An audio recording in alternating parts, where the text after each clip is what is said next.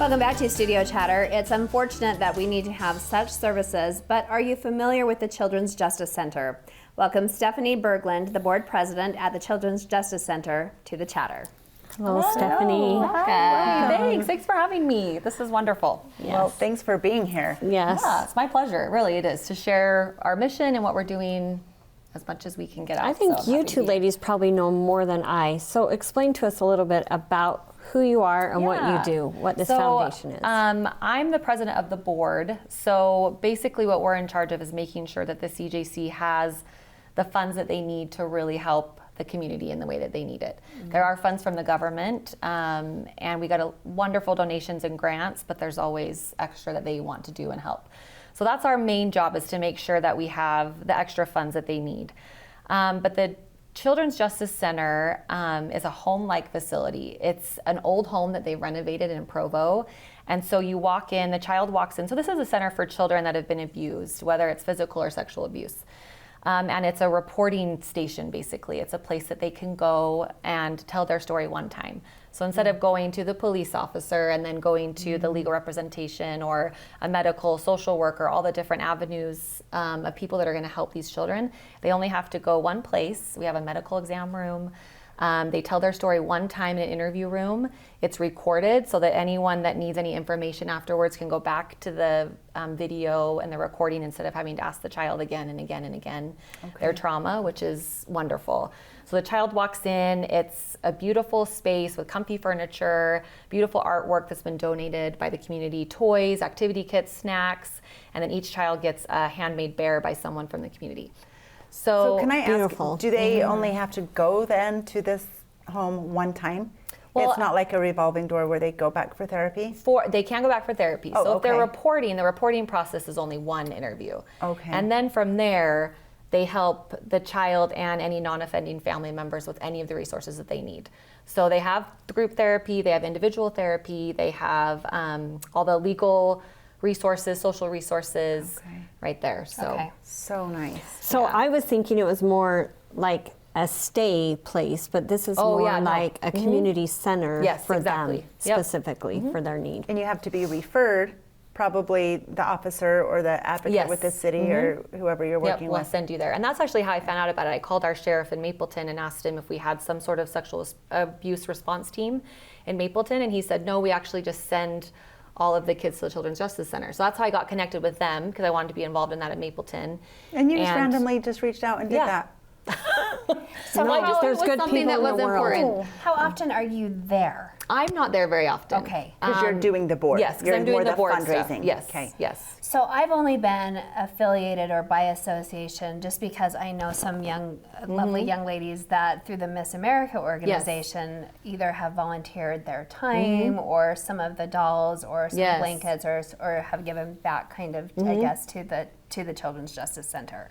So explain to us how we can either volunteer by maybe giving some of those items or how we can give time. Yes. So I talked with the director yesterday, and she said the main thing they need right now is snacks and drinks. So when the children come, they can be there for up to 3 or 4 hours, depending on how the whole process happens. And so they try to have a kitchen stocked with snacks and drinks. So that's something that they're in need of right now. We, of course, take any type of monetary donations from any businesses or families or organizations. And then there's opportunities to volunteer. So you can volunteer to be on the Friends Board, which is I'm the president of. Okay. We're actually looking right now for a CPA. Our CPA just moved to Texas. So we're really in need of someone that can help with financial records, with the audits and all of that. So And that's all volunteer? Yes, a volunteer licensed CPA. And then anyone else that wants to help on the board. And we meet once a month, and then we have usually one big fundraiser and then little things throughout the year.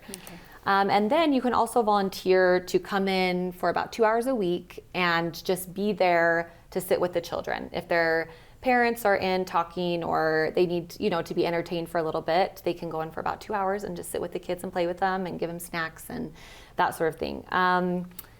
And I think, we have a volunteer mentor program as well. So you can be paired with one child and stay with them for 6 months. So you kind of stay with them through the whole process. Some of them will help, if they're teenagers, help them get jobs afterwards or whatever that they need after that.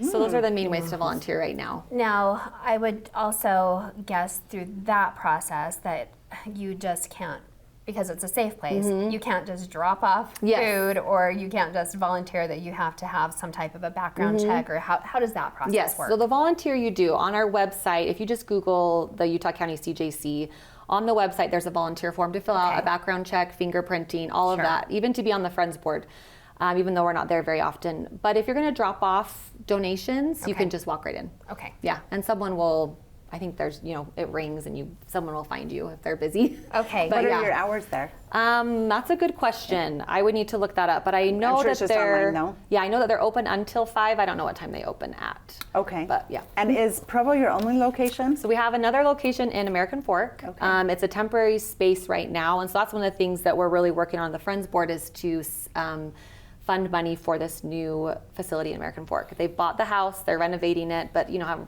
construction could take. Yes. Yeah. So it's taking a little bit longer than we now. expected, and it's expensive. But yeah, they've bought an old home just like in Provo, and are going to renovate it and create a new space.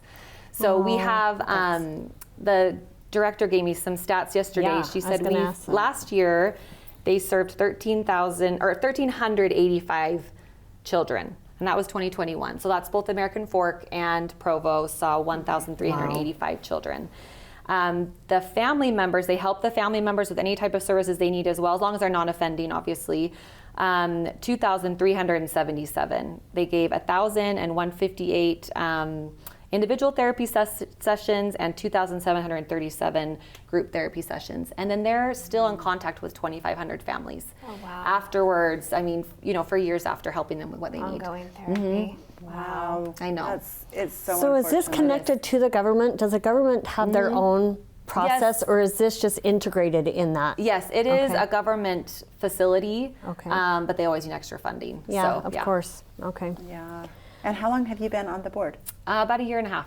So I'm the new president as of January, but I've been on the board for about a year and a half. Okay. Yeah. And can you go into what are the major problems or the most common ages where kids are coming in? I'm not sure about that. Okay. I know that with COVID, the numbers actually went down because children weren't around people to report to, because they were at home and they didn't have coaches or teachers. That's a lot of the reporting that we see. So I know that the numbers are going back up, which is sad, but also good. It means that children are reporting and things are happening. But I know it goes all the way to age 18, but I'm not sure of the exact age range. What about you hear family is the bigger offender, right? Is that the case? Yeah, and I think that we really saw that with COVID as the numbers went down because they weren't able to report. So yeah, we definitely help the non-offending family. But yeah, there's a lot of stress in life and in families, and especially the last couple of years. So I definitely think it's been heightened with domestic abuse. But yeah. Wow. Thank you. Yes, absolutely. Yeah. Well, yes, I would guess that there was probably something for you that made you want to do something, to take this on yourself. Well, I have 4 children myself. Okay. And then my degree is in child development. Okay. And I'm going on, my youngest is 5, so I'm going to go get my master's in social work this next year. Really? Yes. Oh, good So for you. I've always had a heart for children and just for making sure that they have a safe space to feel loved and grow. And I also understand that that's not always the case. And so anyway, I thought about reaching out to my local sheriff's office and see what they had. And then this is where I found the center. And I've been so impressed by what they do, how they serve these children, how they make them feel. You walk in and it is just a safe spot in such a terrible time in their lives. Right. Very traumatic. Wow, Stephanie, thanks for stepping Thank up you. and just Thank you. Yeah, Just that's doing. We're happy to fantastic. share. I know, Yeah. like you said, it's a hard thing to talk about, but we're happy to share what we do anytime, anywhere. So thanks of for luck. having me. Yes, Thank Yes, you. Thank you for educating us. Thanks Yeah. so much. There's more Studio Chatter coming up.